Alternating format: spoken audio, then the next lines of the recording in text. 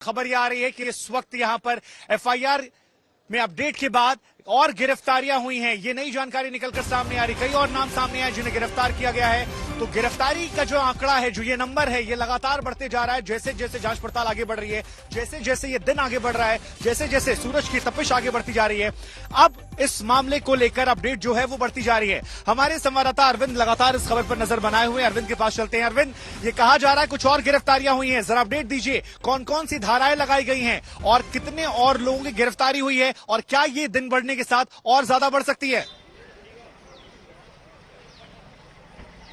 जी देखिए, दिल्ली पुलिस के एफआईआर में कई चौंकाने वाले खुलासे हुए हैं शुभांकर। और सबसे पहले लेटेस्ट अपडेट हम अपने दर्शकों को दे दें कि इस मामले में कुल 14 लोगों को गिरफ्तार किया गया है। सुबह 9 गिरफ्तारी हुई थी, लेकिन अब संख्या बढ़ चुकी है। 14 लोगों को गिरफ्तार किया गया। जिस तरह से दिल्ली पुलिस के पास वीडियो आ रहे हैं, एविडेंस आ रहे हैं, उस तरह से लगातार गिरफ्तारियां हो रही है। और आपको बताऊं, इन सबके बीच बाकायदा यहाँ पर दिल्ली पुलिस की एक ब्रीफिंग भी हो रही है। जो यहाँ पर पुलिस पर्सनल मौजूद है, उनको यहाँ पर जो सीनियर अफसर है वो ब्रीफ कर रहे हैं। और इन सबके बीच आपको बताऊं कि 14 लोगों को अब तक, कल जो जहांगीरपुरी में हिंसा हुई थी, 14 लोगों को गिरफ्तार किया गया। लेकिन क्या इसमें अंसार नाम का वो शख्स है, ये देखना दिलचस्प होगा। क्या वो अंसार अभी गिरफ्तार हुआ है कि नहीं हुआ, कुछ देर बाद हम ये क्लियर करने की आपको जरूर कोशिश करेंगे। क्योंकि जो एफआईआर है, एफआईआर के मुताबिक आपको बताऊं और साथ साथ तस्वीरें दिखाऊं, एफआईआर में साफ साफ लिखा हुआ है कि शोभा यात्रा वो इस इलाके से सामने की तरफ की तस्वीर जरा दीपक बिष्ट आपको दिखाएं कि ये जो जामा मस्जिद है, यहाँ पर जो शोभा यात्रा थी वो पहुंची थी और एफआईआर के मुताबिक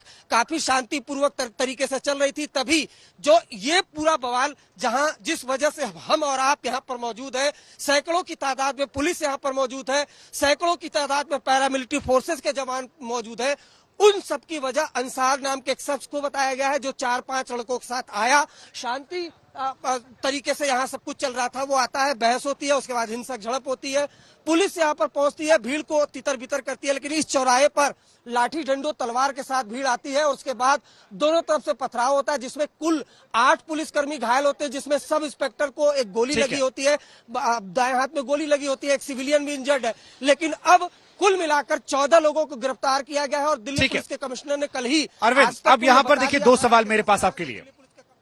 ठीक है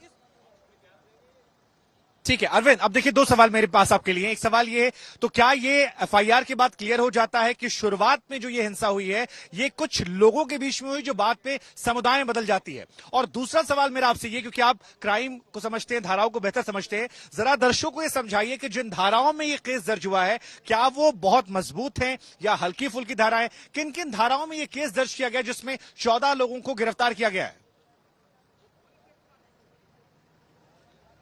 जी देखिए, मैं आपको बिल्कुल बताऊं कि जो एफआईआर दर्ज हुई है उसमें बाकायदा जो 147, 148, 149, 186, 353, 332, 323, 427 और 307 कई संगीन धाराएं हैं। जाहिर सी बात है, जो जिस तरह से यहाँ पर दंगा फैला, तो दंगे की धाराएं भी इसमें लगाई गई हैं। और अब तक 14 लोगों को गिरफ्तार किया गया इस पूरे मामले में। एक एफआईआर दर्ज हुई है और आपको बताऊं कि बड़ी खबर जो आ रही है, एक पिस्टल को भी रिकवर किया गया, यानी एक हथियार दिल्ली पुलिस ने रिकवर किया है। जिस तरीके से ये सामने आ रहा था कि बकायदा जो फायरिंग हुई थी दिल्ली पुलिस की तरफ से, तो अब ये सामने आ रहा है कि जो one of the accused who open fire has also been arrested, यानी एक आरोपी जिसने भीड़ की तरफ से फायरिंग की थी, उसको भी दिल्ली पुलिस ने गिरफ्तार कर लिया है। उसके पास से पिस्टल भी रिकवर कर लिया। ये बड़ी खबर है अब तक की, क्योंकि एफआईआर में बकायदा दिल्ली पुलिस ने इस बात का खुलासा किया। ये बहुत बड़ी जानकारी आप दे रहे हैं।